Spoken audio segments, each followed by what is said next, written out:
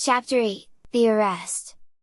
There was something in Perry Robinson's tone that made Frank and Joe extremely sorry for their chum, for it seemed that the boy realized that the case looked black against his father. Although the Hardy lads realized that it was only natural that Perry should stand up for his father, they shared some of his conviction that Mr. Robinson was not guilty. "Of course he's innocent," agreed Frank. "He'll be able to clear himself all right, Perry." "But everything looks pretty black against him," said Perry, who was pale and shaken. "Unless your father can catch the real thief, I'm afraid Dad will be blamed for it." "Everybody knows your father is honest," said Joe consolingly. "He has a good record, even Applegate will have to admit that. A good record won't help him very much if he is blamed for this and can't clear himself. And Dad admits that he didn't know the combination of the safe." "He knew it?" "Accidentally. He was cleaning the library fireplace one day when he found a slip of paper with numbers marked on it. The combination was so simple that anyone could remember it if he read it once. Dad didn't realize what it was until he had studied it a while, and then he put it back on Mr. Applegate's desk. The window was open and the breeze had blown the paper to the floor." "Does Applegate know that?" "Not yet. But Dad is going to tell him now. He says he knows it will look bad for him, but he's going to tell the truth about it. He knew the combination, although of course he would never think of using it." From the library came the dull hum of voices. The harsh tones of Herd Applegate occasionally rose above the murmur of conversation, and once the boys heard Mr. Robinson's voice rise sharply. "I didn't do it! I tell you I didn't take that money!" "Then where did you get the $900 you paid on that note?" demanded Mr. Applegate. There was silence for a while. "Where did you get it?" "I'm not at liberty to tell you." "You won't tell?" "I can't." "Why not?" "I got the money honestly, that's all I can say about it."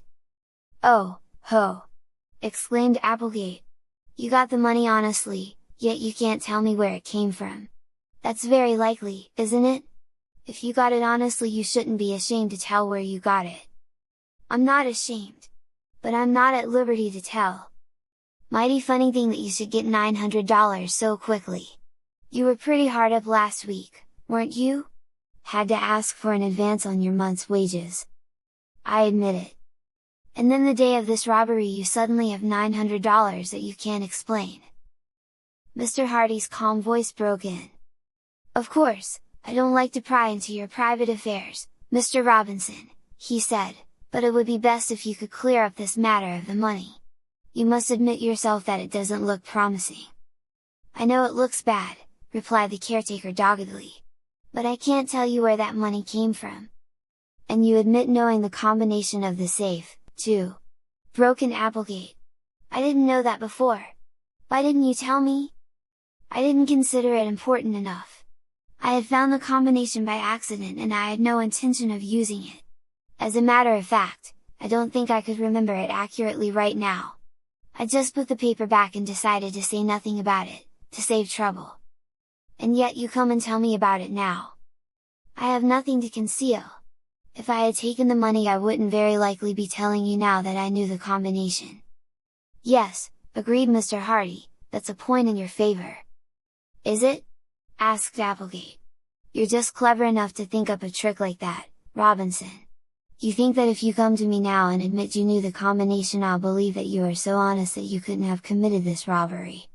Very clever! But not clever enough. There's enough evidence right here and now to convict you, and I'm not going to delay another minute." There was a sound of a telephone receiver being lifted, and then Applegate's voice continued. "Police station." After a short wait, he went on. "Hello, police station? This is Applegate speaking, Applegate, Herd Applegate. Well, I think we've found our man." "In that robbery?" "Yes, Robinson. You thought so, eh?" "So did I, but I wasn't sure. He has practically convicted himself by his own story. Yes, I want him arrested. You'll be up right away? Fine. Goodbye." The telephone tinkled. "You're not going to have me arrested, Mr. Applegate?" "Why not? You took the money." "But I'm innocent. I swear it. Haven't I always been honest, ever since I came to work for you?" Have you ever had any fault to find with me?"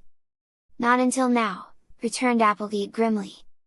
"It might have been better to wait a while," suggested Mr. Hardy mildly.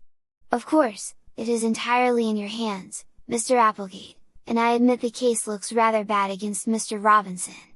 But perhaps some more evidence may turn up." "What more evidence do we want?" "The man's guilty. It's as plain as the nose on your face. If he wants to return the rest of the jewels and securities, I'll see what can be done toward having the charge reduced, but that's all." "But I can't return them. I didn't take them." "I suppose you have them hidden safely away by now, hoping to get them when you get out of penitentiary, eh?" "It'll be a long time, Robinson, a long time." In the hallway, the boys listened in growing excitement. The case had taken an abrupt and tragic turn. Both the Hardy boys were sorry for their chum Slim, who looked as though he might collapse under the strain. "He's innocent," muttered the boy, over and over again. "I know he's innocent. They can't arrest him. My dad never stole $1 in his life." Frank patted him on the shoulder. "Brace up, old chap," he advised. "It looks pretty bad just now, but your father will be able to clear himself, never fear." I'll have to tell Mother," stammered Slim. "This will break her heart. And my sisters." Frank and Joe led him down through the hallway and along a corridor that led to a wing of the mansion, where the Robinson family had rooms. There, in a neat, but sparsely furnished apartment, they found Mrs. Robinson, a gentle, kindly-faced woman, somewhat lame, who was sitting anxiously in a chair by the window. Her 2 daughters, Paula and Tessie, twins, were by her side, and all looked up in expectation as the lads came in. "What news, son?" asked Mrs. Robinson bravely, after she had greeted the Hardy boys. "Bad, Mother." They're not arresting him?" cried Paula, springing forward. Perry nodded, dumbly. "But they can't!"